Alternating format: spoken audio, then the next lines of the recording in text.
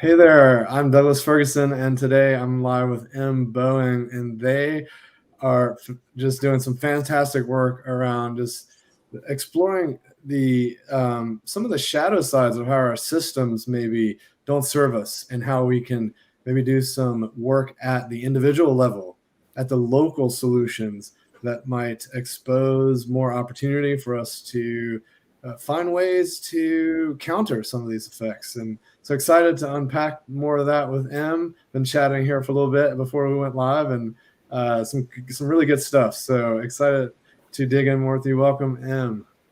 Thank you, Douglas. I'm M. I'm the peace nerd. And yeah, when you're talking about the shadow side, I've really lately had the phrase by Jung in my head, Carl Jung in my head of, I'd rather be whole than good.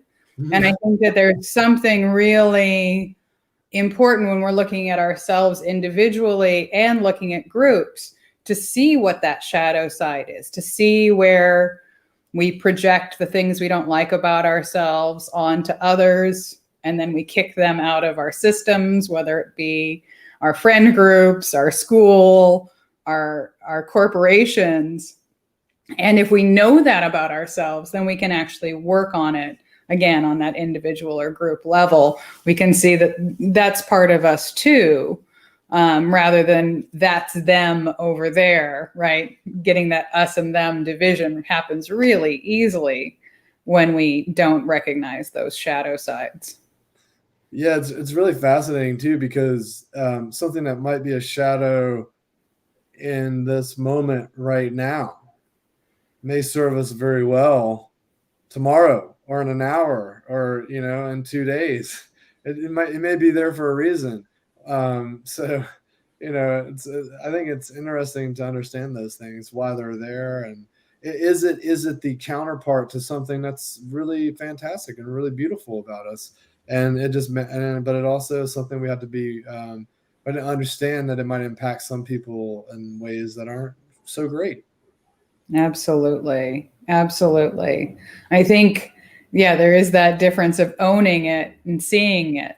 So we were talking a little bit about conflict and how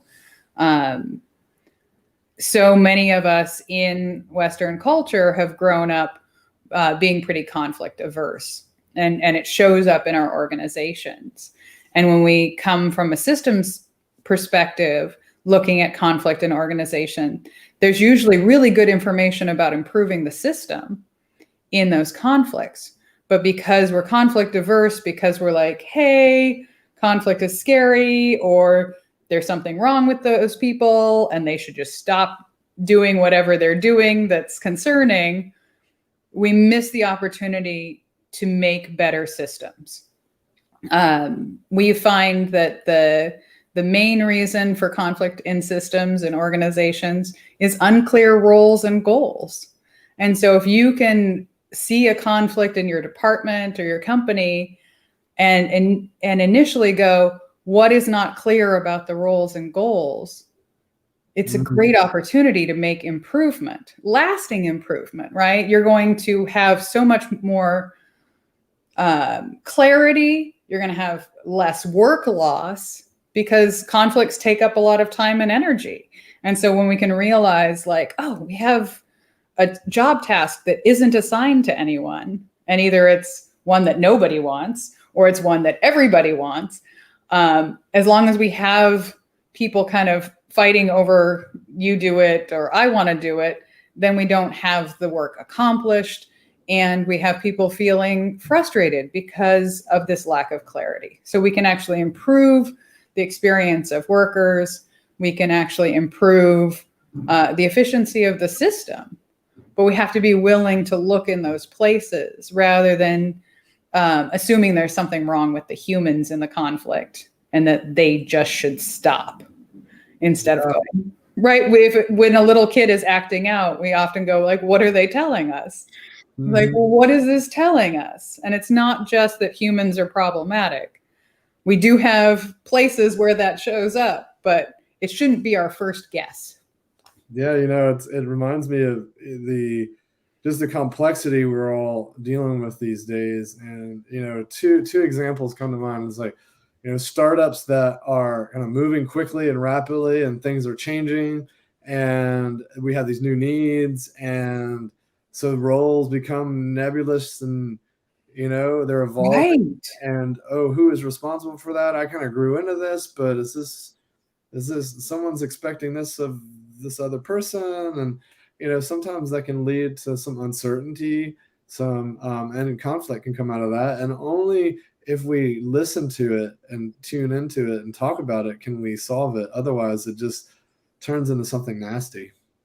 Absolutely. And I've worked with small orgs to be able to say, like, what needs to get done and whose job is it? And sometimes we've gone, oh, we actually came up with another job. We need a membership relations person, or we need a marketing person or something like that. We realize, like, oh, there's all this stuff that everyone thought was on someone else's plate, or they're nice to haves, but they don't make sense for the roles we already have. So being willing to sit down with that kind of thing and get that clarity can make amazing improvements, especially when, something like a startup or a small org, it's like, okay, you're ready to grow. You can't grow without some of these things clearly in place. You're going to lose that energy to the confusion. The other thing that comes to mind is that where I've seen this a pattern is someone gets hired in this almost aspirational role where the company really wants to bring this person in. They see them as really pivotal, so they kind of sell them on this big vision, and they come in really excited about making change, and they come in thinking like, oh, I've got this carte blanche. I'm going to come in, I got a blank check, I can like make some change. And that's their worldview. Meanwhile, there are people that have been around doing stuff for 2, 3, 10 years or longer, and they're like, wait, who is this new upstart trying to shake things up? So it's like, like we're having some dialogue around how the expectations got set and where the lanes are. I think can be really, to your point, liberating. Absolutely. And I love the word expectations. And also, the thing that I find in every aspect of the work that I do is, when it's human systems, it's all about relationships. Mm-hmm. And so, the example you used, how can the person coming in develop relationships so that if they do want to try innovative new things, that there's buy-in from the people who've already been in the organization? And how can they have a relationship with the folks who have done the work to get it to the point where they get to enter? How can they have a relationship where they feel like their voices are heard, or that they can say, like, let's tell you what we've already tried, and let's share our data about what did and didn't work in our market, in our industry. But relationships are the root of everything. Because if we don't have trust, we don't work together well. And I think that, coming in, I know that you specialize in facilitation, and that's the thing that I think it's not like, oh, there's one technique to get to it, but when we're in meaningful relationships, then there's almost nothing that we can't do together. But it's important that folks know that they can count on those of us who are trained in facilitation to help deliberately create those foundations for relationship, create those norms and agreements. It's just huge work to really support teams in getting where they want to be. Yeah, there's a few things to unpack there. One thing I was thinking, getting where they want to be, it's like, first we got to tune in to what is that? Yes. That is like, what? Like, we're going to off to the wrong start anyway.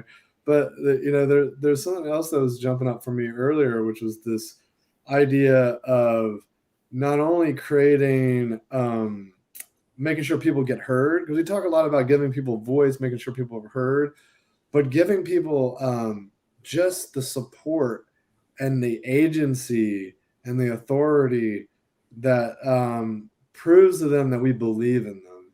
Mm. so that then they have the agency to go do the confidence to go do this work. Because often, someone might talk about that something's important to them, and we hear them, but until we announce it, like it's a big difference for someone in a one-on-one to tell me that this is important to them. They really want to do this, and I acknowledge it, and then I ask them questions, and I encourage them.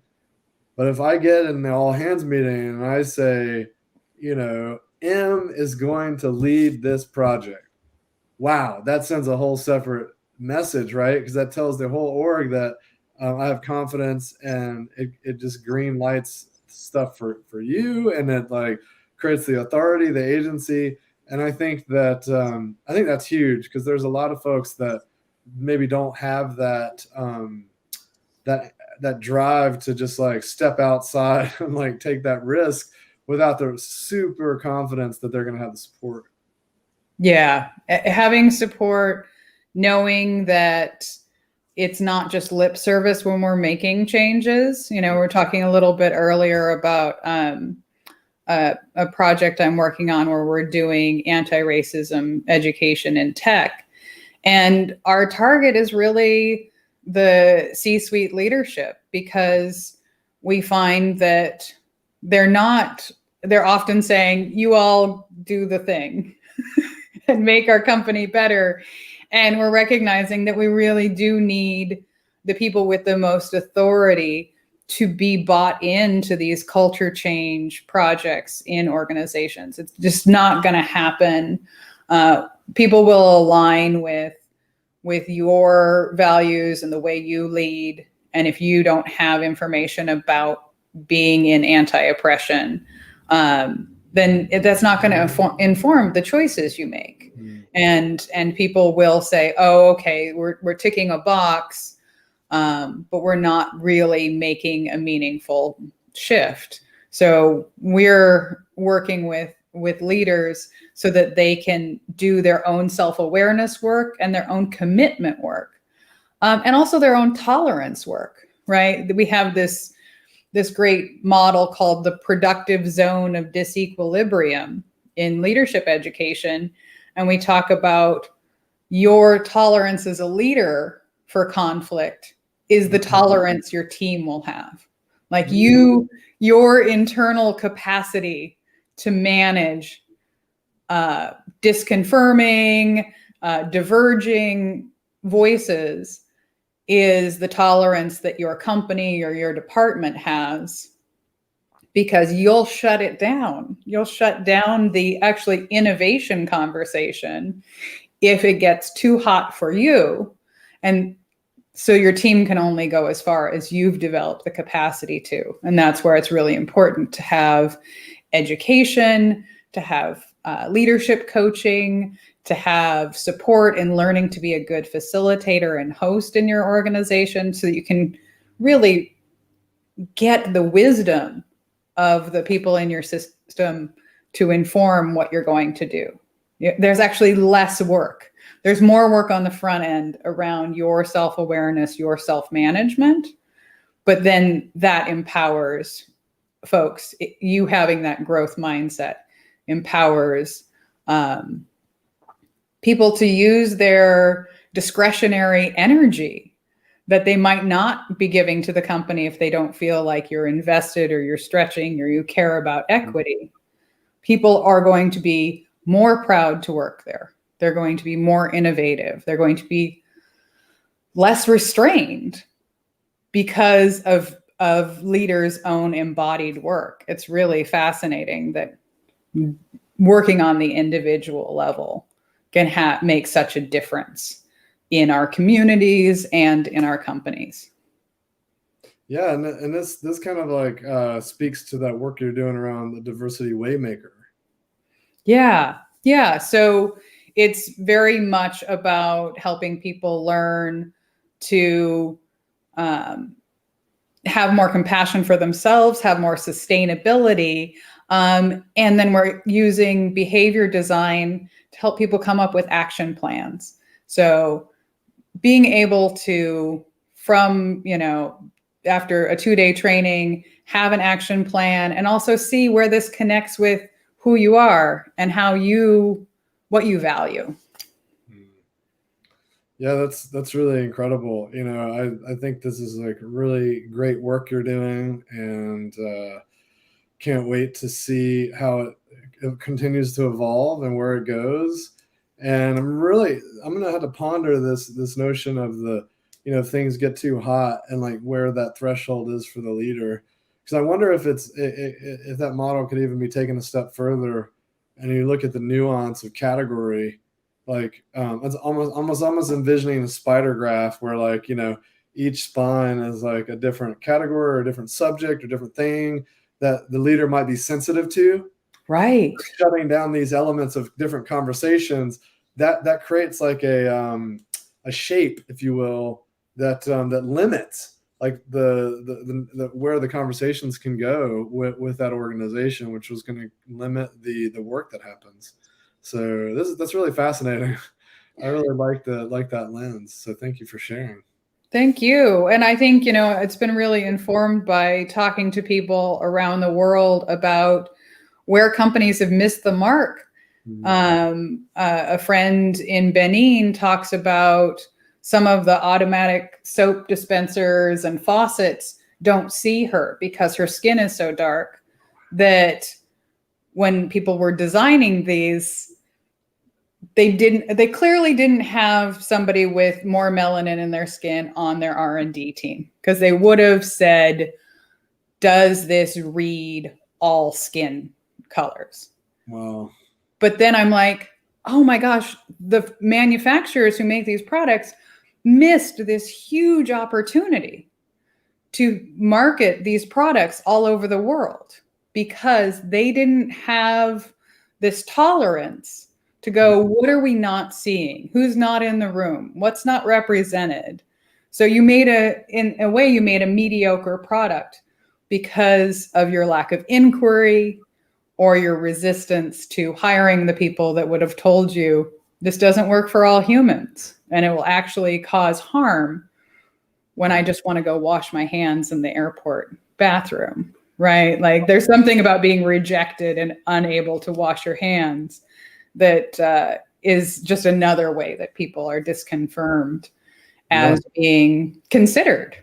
Especially when you think about things, when you're getting lower and lower on the Maslow's hierarchy of needs, it's like, man, it's like a gut punch, you know? Exactly. Really? I can't wash my hands. Wow. And, all right. Well, we've gone over a little bit. I want people to ponder that for a moment. Like, in what ways are your products or services not allowing people to wash their hands? I think that's a really strong thing to consider.